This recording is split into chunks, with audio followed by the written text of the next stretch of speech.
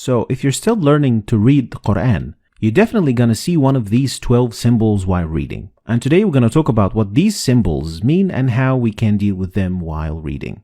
We're going to start with the first one. And it's a symbol that looks like meme.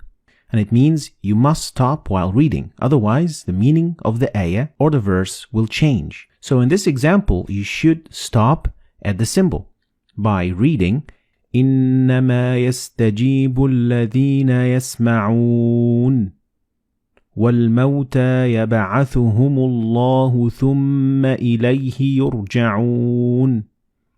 So we have to stop at the symbol of meme. Next is the symbol of la, and it is the exact opposite, which means you can't stop. Like in this example. ما أنفقوا منا ولا أذى لهم أجرهم عند ربهم. So you can't stop here, and especially you can't start reading from after the sign.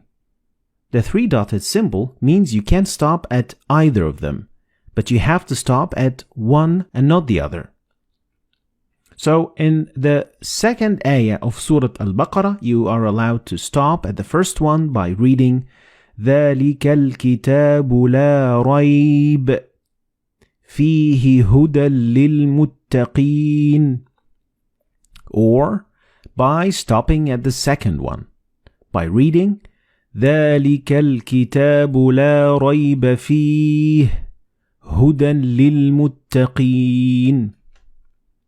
Next is the symbol that looks like the word sil, and it means you better keep going. We could basically compare it to 70% go, 30% don't go, and it means that it is better to keep reading. Like in the example, كَلَّا لَيُنبَذَنَّ فِي الْحُطَمَةِ. Next is the symbol of qil, which is the exact opposite of sil, and it means it is better to stop. So 70-30% to stop or to go. Like the example, وَأَيَّدْنَاهُ بِرُوحِ الْقُدُسِ أَفَكُلَّمَا جَاءَكُمْ رَسُولٌ. So it is better to stop at the sign. Next is the sign of Jim, and Jim gives you 50-50 percentage of going on stopping. They are equally the same.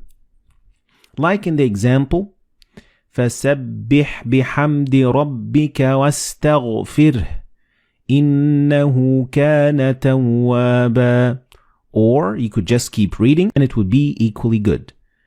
فَسَبِّحْ بِحَمْدِ رَبِّكَ وَاسْتَغْفِرْهُ إِنَّهُ كَانَ تَوَّابًا.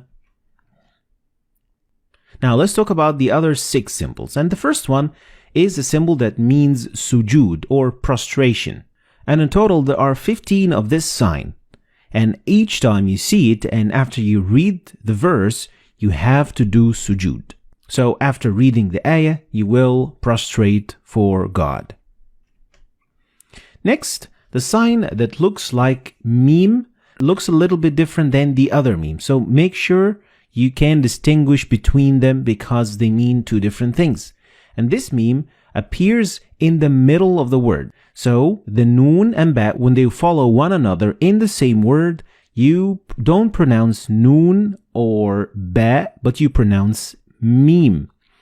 Like in this example, you read كَلَّا لَيُنبَذَنَّ فِي الْحُطَمَةِ. So the noon and ba, they will be assimilated together and you will pronounce them as meme.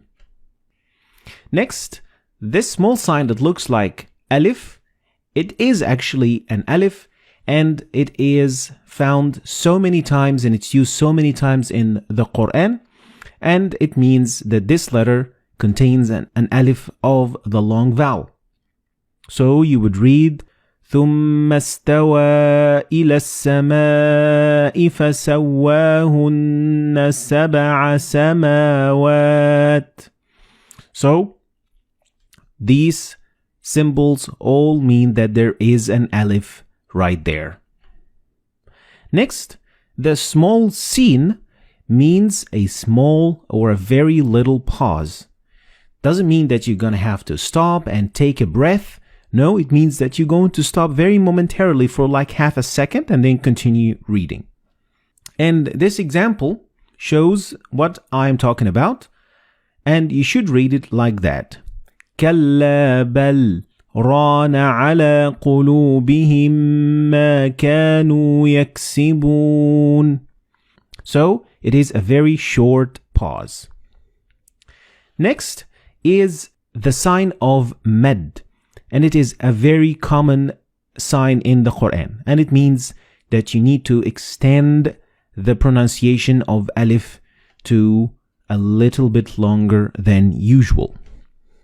The last sign that we're going to talk about today is the sign of the end of the quarter of the chapter, or juz. The juz is divided into 8 quarters, and at the end of each quarter, you are going to see this sign. It doesn't involve any change in pronunciation, and it doesn't affect anything of what you say whatsoever. So it is just for the division of the Quran. So these were the 12 signs that you are going to see in the Quran. And here I'm going to give a quick summary of what these signs mean. Try to remember them, and of course the best way to learn them is by reading a lot of Quran, because practice makes perfect. So this, ladies and gentlemen, is going to be the end of today's lesson. I hope you've learned anything new today. If you did, like